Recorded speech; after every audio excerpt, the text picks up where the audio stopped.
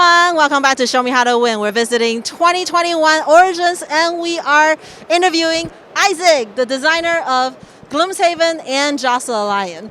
Isaac is going to tell me a little bit about his inspiration and strategies for those games. Isaac, I'm so happy to have you here. Have you had a good con so far? Yeah, for sure. It's been fun. It's been a little quieter than a normal Origins, but it's been good. You're not working the booth this year. You're playing a lot of games. Yeah, Origins is typically one of my fun conventions, so I just try and come and play games and have a good time with people. So Isaac, you're the designer of Gloomhaven, Jacqueline, and Frosthaven coming up. Can you tell me your inspiration behind your first design concept for Gloomhaven? What prompted you to come up with the design? Sure. So yeah, I've always been a fan of dungeon crawling, role-playing games. I grew up on Diablo and RPG video games, and I played D&D. And then when I started getting into the board game hobby, I played Mice and Mystics and Descent. So there's a lot of inspiration there. But yeah, I found that a lot of those games, just kind of relied very heavily on dice. So to resolve combat, you attack something and then you roll your dice to see what happens. So I really enjoy that genre, but I also enjoy, more thinky, heavy games, Euros. And so I kind of wanted to bring that Euro sensibility of more tactical or just more in-depth gameplay, less reliance on randomness, more reliance on choice to the dungeon crawling sphere. So yeah, I made the game that I wanted to play. I wanted to play a dungeon crawl, but I wanted to invest more brain power into it. You want a dungeon crawl that's less random, more depending on character powers and decisions that players can make and control of the whole situation, right? Yeah. Okay, so we're familiar with the gameplay of Gloomhaven and Jacqueline, so we're not going to get into how to play. We're going to jump right into how to win, because this is Show Me How to Win. So, Isaac, we just got into a dungeon. This is the beginning of my turns, and I have a hand of cards. What should I do, or what should I be aware of? What should I be thinking of when I first started the game? Sure, yeah. So I think an important concept is just that your cards are a resource that you need to manage and conserve and use appropriately. And you have to play 2 cards each round. Even if there aren't any monsters on the board, you still need to figure out, the best way to move into the next room, when to rest, when to move forward. And so, yeah, there's just a lot of decisions every single round that you play the game. And so, you look at your big hand of cards and you think, oh, I've got a lot of cards. And, this really powerful ability looks really cool. But generally, you kind of want to avoid playing too many of those powerful abilities early, because when you play them, you're going to lose the card and you're not going to get it back when you rest. So yeah, just be a little more conservative when you initially, play through your hand of cards. Maybe save the big powerful abilities for the end of the game, when it's going to impact you a lot less to burn that card. Okay, so now we are in the dungeon. It is difficult, and I'm about to lose. I feel like there is nothing else we can do. There really is no way to get some of the stuff back. What about in Gloomhaven? Do you recommend just start over a campaign, or what should we do?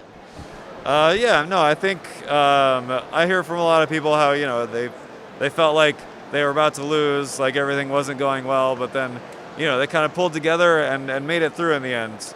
So yeah, I would say just don't give up. Maybe play a little more aggressively.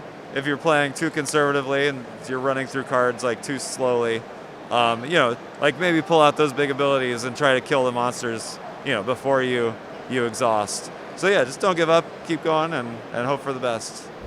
Right, if you're gonna lose anyway, at least you get to do your big things, right? Yeah, get some experience, have some fun. For the first-time players or people who are new to the game, what should they pick as starting characters? Sure, yeah. In Gloomhaven, especially if you're new to the system, I think there's 6 main characters. The Mine Thief and the Crag Cart are a little more complicated, but not super complicated. So I think you're good with any of the 6. And then in terms of combinations, I really like the Tinkerer Crag Cart combination, but also like the Scoundrel along with the Brutes is also good. It's 2 melee characters just going in and beating things up. And in terms of larger party compositions, I think 3 or 4, like most any composition will work, just because each character has a wide array of abilities. So everyone has like a little bit of healing, a lot of damage, some range, some melee. So like no matter who you're putting together, you should be able to kind of, lean into maybe what you're a little lacking, depending on what abilities you take into the dungeon. Let's talk about the baby, Jocelyn the Lion. It's so small compared to Gloomhaven, but this is heavy. So what's your inspiration for Jocelyn the Lion? Jaws the Lion, we had a lot of people, or I encountered a lot of people just like in everyday life who like, I told them that I was the designer of Gloomhaven, they're like, oh yeah, I've heard of that. My boyfriend plays it or whatever. So there was, I feel like it's kind of, spread across the culture and it's kind of become this thing that people know about.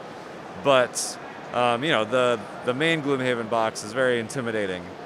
So if somebody had maybe heard of Gloomhaven, they want to try it out, but they go to their local game store and it's like, well, okay, this is way more than I thought it was. And so that was kind of the inspiration behind Jaws the Lion, was to create a game that could introduce people to the world, introduce people to the system, but not be too intimidating for those people that, are less into the hobby than others. So yeah, we did our best to just kind of strip out everything from the game that might intimidate new players. So the smaller box size, smaller price point, obviously, but then also the setup time and the rules, right? It has a very good tutorial, so you can just kind of like sit down and open the book and start going. So this is a good intro title to people who don't have Gloomhaven. What about the people who have Gloomhaven? Why should they get Jaws the Lion?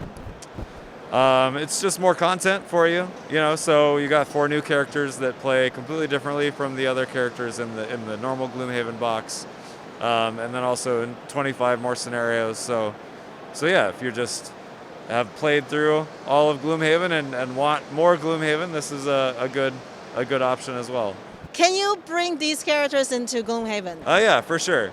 The Demolitionist might experience some trouble occasionally if there's not a lot of obstacles in this scenario. The Gloomhaven scenarios weren't really balanced around that. Because, the Demolitionist really needs obstacles to kind of fuel a lot of her attacks. But yeah, otherwise, you should be good. So the characters in Jaws the Lion can work in Gloomhaven, some better than the other. What about the characters in Gloomhaven? Would it be fair to bring your all leveled up characters into these scenarios? Well, when you start a campaign of Jaws the Lion, you should start them off at level 1. But yeah, you can definitely bring in Gloomhaven characters at level 1 to start playing through the campaign of Jaws of the Lion. All right, so now let's talk about Frosthaven. Everyone's waiting for it. We hear there's gonna be so much content in that box. So tell me a little bit about Frosthaven. What is the major difference between Frosthaven versus Jaws of the Lion and Gloomhaven? Sure, yeah. In addition to just being a lot more content, I'd say the main new thing is the town building aspect. So when you go into scenarios and fight monsters and collect loot, you're not only going to be collecting money to buy new items, you're also going to be collecting resources like wood and metal and hides, which you then can bring back to the town and use to like upgrade your buildings in town. Also, when you work on your personal quests, instead of in Gloomhaven where completing that personal quest unlocked a new character, now you're going to be unlocking a new building.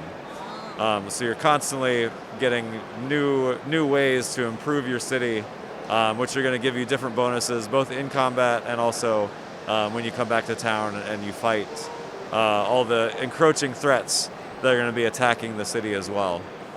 So there's a lot going on there in the city, a lot more than there was in Gloomhaven. So when can we get our hands on Frosthaven? So the Kickstarter, we're still planning on delivering early next year. The freight situation makes that a little unclear as to when it'll happen, but we're doing our best. We're finishing up files now, and so we'll be going into production here really soon. And then once Kickstarter delivers, yeah, it'll be in retail sometime after that.